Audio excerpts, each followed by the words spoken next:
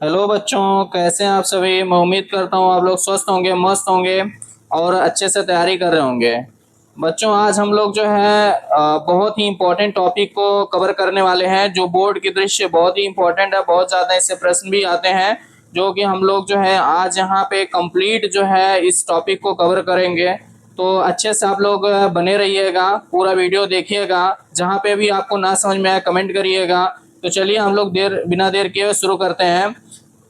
पहले हम लोग जो है यहाँ पे देख लेते हैं कि आज हम लोगों को पढ़ना क्या है। आज हम लोग पढ़ना उपसर्ग और प्रत्यय पढ़ना है, ठीक है। तो चलिए इस टॉपिक को शुरू करते हैं। यहाँ पे एक बहुत ही इम्पोर्टेंट चीज़ हमें समझना है, क्योंकि ये बार बार हमें सुनने को मिलेगा, शब्दांश, ठीक है। तो हमें सबसे पहले प्रत्यय में शब्दांश शब्द को ही समझ लेना है कि शब्दांश शब्द का अर्थ क्या है और हम किसे शब्दांश कहेंगे। जैसा कि आप इस शब्द को सुनने में ही आपको लग रहा होगा कि इसमें दो शब्द ऐसे सुनाई दे रहे हैं, एक शब्द और एक अंश सुनाई दे रहा है, ठीक है। यानी आप सब यहाँ पे देख सकते हैं कि आपको लग रहा होगा कि इसका अर्थ क्या हो सकता है। शब्द अंश मतलब शब्द का ही ये क्या होगा, अंश होगा, यानी टुकड़ा होगा, ठीक है। चलिए हम लोग इसको इसकी परिभाषा को समझते हैं कि शब्दांश क्या होता है। शब्दांश ऐसे शब्द या खंड को कहते हैं जो प्रायः स्वयं तो सार्थक नहीं होते, किंतु अन्य शब्दों के आदि और अंत, ये बात याद रखना है, आदि और अंत। आदि मतलब शुरुआत में यानी प्रारंभ में, और अंत मतलब बाद में जुड़ करके सार्थक ही नहीं बनते, अपितु मूल शब्दों के अर्थ में विशेषता या परिवर्तन ला देते हैं। मतलब शब्दांश एक ऐसे खंड होते हैं जो, यानी ऐसे शब्द के खंड होते हैं जो स्वयं में तो सार्थक नहीं होते, किंतु ये शब्द के शुरू में और बाद में, ठीक है, यानी अंत में जुड़ करके सार्थक बनाते हैं। और सार्थक ही नहीं बनाते, उसके जो है उसमें एक विशेष अर्थ जो है देते हैं और उसमें परिवर्तन भी ला देते हैं, ठीक है।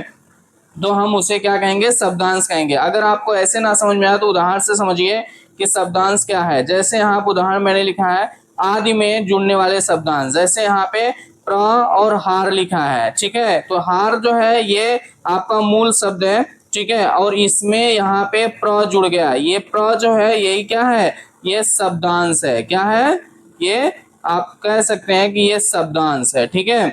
ये जो आपका था प्र, ये क्या था, शब्दांश था, ठीक है। और इस हार में जुड़ करके एक शब्द बना दिया जिसका नाम है प्रहार। और ये आप सब देख सकते हैं कि जब इस प्रहार में, ठीक है, जो ये प्र लगा हुआ है यही आपका क्या कहलाता है, उपसर्ग कहलाता है, ठीक है। अभी हम लोग उपसर्ग को और अच्छे से देखेंगे, लेकिन यहाँ पे जो ये प्र लगा हुआ है, ये प्र शब्दांश जो लगा है, ये इस शब्द के पूर्व में लगा है, आदि में लगा है, इसलिए ये क्या कहलाएगा, उपसर्ग कहलाएगा। चलिए एक और शब्द को देखते हैं। जैसे यहाँ पे अधिकार हम लोग देख रहे हैं, तो इसमें कार शब्द में अधि उपसर्ग लगा हुआ है, और ये जो है अधि है, यही अधि क्या कहलाएगा, शब्दांश कहलाएगा, ठीक है। चलिए अब देखिए अंत, यहाँ आदि और अंत दोनों में जुड़ता है। तो अंत में कौन से जुड़ा है, जैसे लूट प्लस एरा, ठीक है। लूट शब्द में क्या जुड़ रहा है, एरा जुड़ रहा है, और ये बन जाएगा क्या, लुटेरा। और जो शब्द के अंत में जो है शब्दांश जुड़ते हैं उनको हम क्या बोलते हैं, प्रत्यय बोलते हैं, ठीक है। चलिए अब यहाँ पे हम लोग समझते हैं कि इस प्रकार शब्दांश दो प्रकार के होते हैं। एक तो होता है उपसर्ग और एक होता है प्रत्यय। यानी जो आदि में लगेगा, ठीक है, जो शब्दांश आदि में लगेगा वो क्या कहलाएगा, उपसर्ग कहलाएगा, और जो अंत में लगेगा वो क्या कहलाएगा, वो आपका प्रत्यय कहलाएगा, ठीक है। चलिए अब हम लोग समझते हैं उपसर्ग क्या होता है। उपसर्ग की परिभाषा क्या है, वे शब्दांश जो किसी शब्द के पहले यानी आगे जुड़ करके उसके अर्थ में परिवर्तन या विशेषता ला देते हैं, उन्हें हम क्या कहते हैं, उपसर्ग कहते हैं, ठीक है। जैसे यहाँ पे हम लोग समझते हैं कि यहाँ हार शब्द है, हार में आ लग गया, आ एक उपसर्ग लग गया और इससे बन गया क्या, आहार। आहार का मतलब क्या होता है, भोजन, ठीक है। फिर एक हार है, ठीक है, यहाँ हार शब्द है, उसमें उप लग गया, ठीक है, उप शब्दांश लग गया, और ये देखिए आदि में लगा है, तो इससे अब जुड़ करके क्या बन गया, उपहार। और उपहार का मतलब क्या हो जाता है, भेंट। ठीक है, फिर यहाँ हार शब्द है, इसमें वी उपसर्ग लग गया है। ठीक है, वी उपसर्ग लगने से यहाँ पे इसको विहार कहेंगे। और विहार का मतलब होता है घूमना या फिरना, घूमना फिरना। ठीक है, देखिए एक बिहार होता है जो राज्य है, ठीक है, उसमें वह होता है, ये बिहार जिसका मतलब एक राज्य। ठीक है, लेकिन ये विहार है, इसका मतलब घूमना फिरना होता है। ठीक है, चलिए यहाँ पे और उपर्युक्त उदाहरण में क्या क्या लगा हुआ है, आ, उप, वी शब्दांश क्या कहलाते हैं, उपसर्ग कहलाते हैं। ठीक है, अब यहाँ पे उपसर्गों की संख्या को देख लेते हैं कि हिंदी में जो उपसर्ग मिलते हैं वे संस्कृत, हिंदी और विदेशी भाषा को होते हैं, जैसे उर्दू के। तो संस्कृत के कुल उपसर्ग 22 होते हैं, हिंदी के उपसर्ग 10 होते हैं, और विदेशी उपसर्ग यानी उर्दू के उपसर्ग कितने होते हैं, 12 होते हैं। ठीक है, चलिए यहाँ पे कुछ हम लोग जो हिंदी के उपसर्ग को देखते हैं। जो हिंदी के उपसर्ग 10 हैं वो कौन कौन से हैं, जैसे अ और अन, और इसका अर्थ होता है निषेध। ठीक है, यानी निषेध के अर्थ में होगा। यहाँ देख लीजिए अ लगा हुआ है मोल में, तो हो गया अमोल। ठीक है, अजान, जान में अ लग गया अजान, था में अ लग गया अथाह, लग में अ लग गया अलग, जान में अन लग गया क्या हो जाएगा, अनजान, मोल में अन लग गया अनमोल। ठीक है, तो ऐसे ही आप दूसरा देख सकते हैं अध। अध का अर्थ क्या होगा, आधा के सेंस में, जैसे जला, जला में अध लग गया अध जला। ठीक है, मतलब आधा का सेंस दे रहे हैं ना।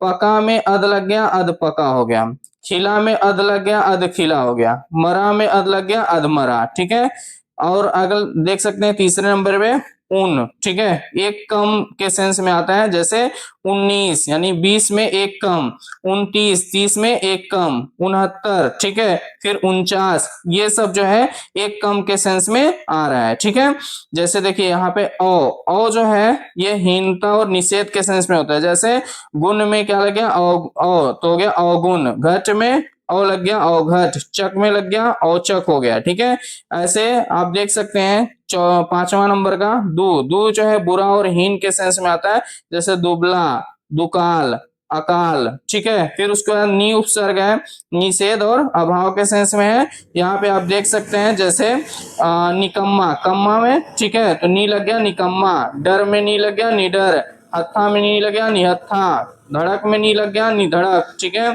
फिर उसके बाद हम लोग 7वें नंबर पे देख सकते हैं बिन। बिन भी निषेध के अर्थ में आता है, जाना, जाना में बिन लग गया बिन जाना, बोया में बिन लग गया बिन बोया, फिर उसके बाद देखा में बिन लग गया बिन देखा, खाया में बिन लग गया बिन खाया।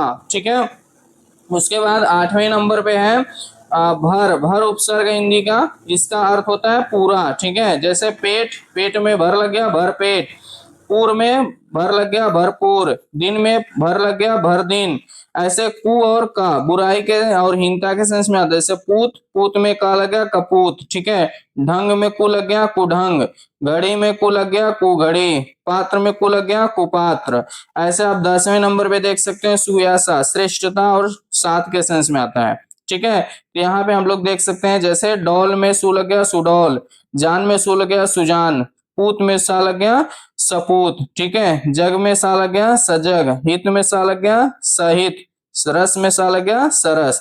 तो ऐसा आप लोग देख रहे हैं कि जो हिंदी के उपसर्ग थे वो मैंने यहाँ पे सबका दिखा दिया, आप लोग इसको देख सकते हैं। उसके बाद आता है प्रत्यय। ठीक है, अब हम लोगों को जानना है कि प्रत्यय क्या होता है। देखो उपसर्ग क्या था कि शब्द के आदि में लग रहा था, वो उसको हम उपसर्ग कहेंगे। अब प्रत्यय क्या होगा, ये वैसे देखिए लिखा है ना, वे शब्दांश जो किसी शब्द के अंत में यानी पीछे जुड़ करके उसके अर्थ में बदलाव या विशेषता लाते हैं, उन्हें क्या कहेंगे, प्रत्यय कहेंगे। ठीक है, जैसे आप लोग यहाँ देख सकते हैं कुछ उदाहरण, जैसे धर्म, धर्म में लग गया इक, क्या बन गया धार्मिक। पशु में ता लग गया, ता प्रत्यय लग गया पशुता। लिख शब्द में आवट शब्दांश लग गया तो हो गया क्या, लिखावट। तो यहाँ जो इक है, ता है, आवट है, ये सब क्या है, प्रत्यय है। ठीक है, अब प्रत्यय के भेद, ठीक है, ये मूलतः दो भेद होते हैं, एक कृत प्रत्यय और एक तद्धित प्रत्यय। ये बहुत इंपॉर्टेंट आपको समझना है। ठीक है, कि कृत प्रत्यय और तद्धित प्रत्यय क्या होता है। अब यहाँ हम लोग कृत प्रत्यय को समझते हैं।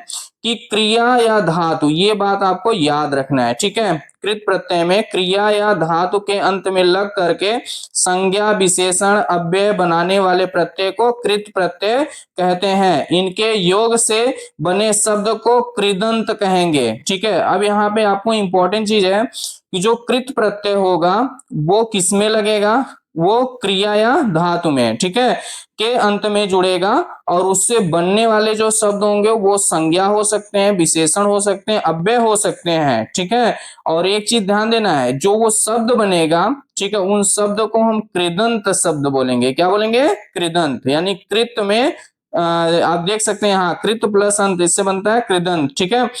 तो यहाँ पे जो कृदंत में, अब इसको याद कैसे करेंगे कि जो कृत प्रत्यय होगा वो क्या होगा, तो देखिए क्री में क्री से क और री, आपको क्री सुनाई दे रहा है और इसी से आपको एक क्रिया सुनाई दे रहा होगा, ठीक है।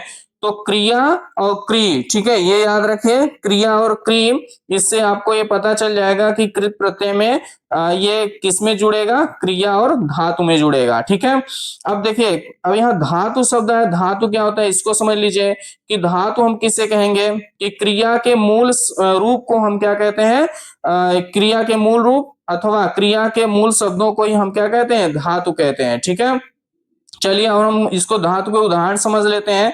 जैसे यहाँ पे खेलना, खेलते, खेलने, खेला, खेले आदि ऐसे जो शब्द है ना, ये खेल धातु से बने हैं, ठीक है। इसका मेन शब्द जो है, नहीं, इस क्रियाओं के जो मूल शब्द है वो खेल है, और खेल से ही ये बना है, खेलना, खेलते, खेलने, खेला, खेले आदि ऐसे बने हैं, ठीक है। तो ये जो खेल है ये क्या है, धातु है, ठीक है, और इसी में जुड़ेगा आपका कृत प्रत्यय। हिंदी में क्रियाओं के अंत में न हटा देने पर जो अंश रह जाता है वही क्या कहलाता है, धातु, ठीक है। जैसे खेलना में से ना को हटा दीजिए, बना खेल, ठीक है। ऐसे ही पढ़ना में ना हटा दीजिए, हो जाएगा पढ़, ठीक है। ऐसे आप देख लीजिए कुछ और यहाँ पे धातु और प्रत्यय और यहाँ शब्द जो बन रहा है यानी कृदंत, ठीक है, कृदंत शब्द। जैसे यहाँ वाला है, ठीक है, वाला धातु है और इसमें गाना लगा दिए, ठीक है, गाना प्रत्यय लगा दिए तो हो जाएगा गाने वाला, ठीक है। उसके बाद हो जाएगा, आगे देखते हैं हम लोग कि घात, ठीक है। अब यहाँ पे क्या लग गया,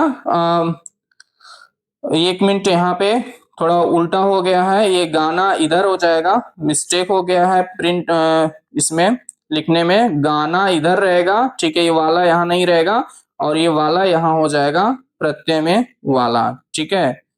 तो ये हो जाएगा ऐसे, ठीक है, इसको आप लोग करेक्ट कर लीजिएगा, गाना इधर रह जाएगा, धातु है और वाला जो है प्रत्यय है, तो ये हो जाएगा गाने वाला, ठीक है।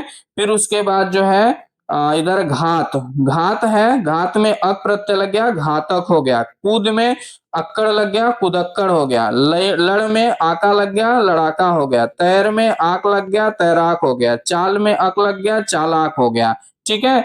चलिए अब हम लोग हिंदी के कुछ कृत प्रत्यय हैं जो आप यहाँ देख सकते हैं, इसको आप लोग अच्छे से देख लीजिएगा। हिंदी में जो कृत प्रत्यय है, अंत, अक्कड़, आई, आड़ी, आलू, ठीक है, आओ, अंकु, आक, ऐसे तमाम जो है प्रत्यय हैं जो हिंदी में लगते हैं। फिर उसके बाद आता है दूसरा तद्धित प्रत्यय, ठीक है। कृत प्रत्यय क्रिया में लगेगा और तद्धित प्रत्यय जो वो संज्ञा, सर्वनाम, विशेषण के अंत में लगने वाले क्या है, ये प्रत्यय है, ठीक है। इनको हम क्या कहेंगे, तद्धित प्रत्यय। एक आप लोग याद रखिएगा, कृत प्रत्यय क्री से क्रिया, क्री से कृत, ठीक है। तो कृत प्रत्यय क्रिया के अंत में लगेगा, तद्धित प्रत्यय संज्ञा, सर्वनाम, विशेषण के अंत में लगेगा, ठीक है। और उनके मूल से मेल से बने शब्द को हम लोग तद्धितांत कहेंगे, ठीक है। क्या कहेंगे, तद्धितांत कहेंगे, ठीक है। ये चीज याद रखना है। अब जैसे आप देख सकते हैं मानव, मानव क्या है, ये मानव क्या एक संज्ञा है, इसमें ता लग गया, मानवता हो गया। अच्छा, अच्छा में आई लग गया, अच्छाई हो गया। कुल में ईन लग गया, कुलीन हो गया। रसोई में ईया लग गया, रसोईया हो गया, ठीक है। ऐसे आप यहाँ पे देख सकते हैं कुछ है हिंदी के तद्धित प्रत्यय जो यहाँ पे दिए गए हैं, ठीक है। इसमें आप देख सकते हैं हिंदी के जैसे आयांद, आई, अताई, आओ, आका, आटा, ऐसे तमाम जो है तद्धित प्रत्यय है, ठीक है। इसको आप लोग देख लीजिएगा। आज का जो है, आज के लिए बस इसमें इतना ही। हम जो नेक्स्ट वीडियो लाएंगे उसमें हम लोग इस पे प्रैक्टिस करेंगे। जो पिछले 10 सालों में बोर्ड में पूछा गया प्रश्न होगा उसको हम लोग जो है उस प्रैक्टिस सेशन में लेंगे। इसको आप लोग अच्छे से देख लीजिएगा, फिर हम जो है प्रैक्टिस अच्छे से कर पाएंगे। ठीक है, आप लोग जो है इसको पूरा अच्छे से देखा करिए, समझा करिए, जहां पे आपको ना समझ में आए कमेंट किया करिए। ठीक है, उसके बाद जो है अगर आपको ये वीडियो अच्छा लग रहा हो तो अपने दोस्तों को भी शेयर करें। ठीक है, लाइक करें, कमेंट करें। चलिए बस आज के लिए इतना ही। धन्यवाद।